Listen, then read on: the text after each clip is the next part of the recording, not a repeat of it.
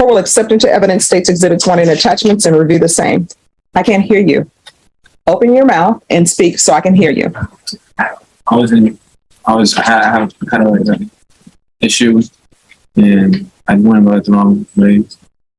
No, because I read the police report. What your issue is that you went to your mom's house where she lives with your stepfather.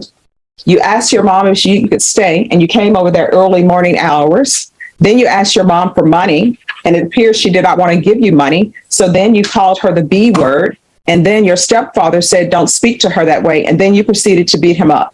So what was the issue? No, what was the issue? Because people, when you ask people for money, they can either say yes or no. So your mother said no. You called her the B word. Why are you calling your mom that word? So basically you're doing nothing with your life because you're not in school. Do you have a job? No. So you're not in school. You don't have a job. You're doing nothing with your life, and you expect your mother to support you. And you want money. And when she tells you no, you call her a B. Where are you living? My grandma's.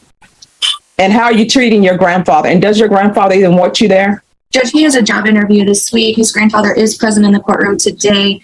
He is very involved in this case, and he does support my client, and he does want him in that house, and he has done everything he can to ensure that his grandson is taken care of at this point in time. Do you have children?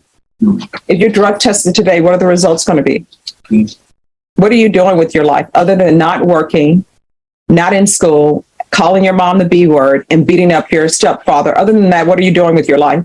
I have ambitions to change my life for the better, Your Honor. I do want to work at a college. That's where my interview is going to be at. And I want to get my GED so that way I could further go to a trade school and become a mechanic. How far did you go in school? I made it to 9th grade. Why did you drop out?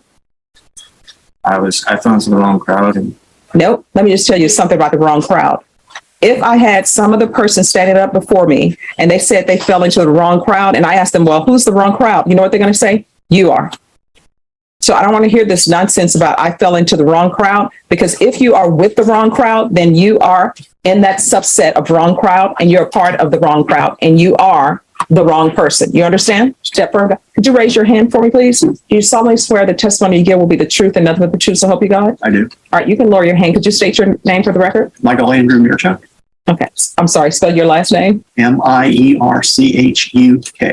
All right. So you're the step grandfather. Is your son the stepfather of him?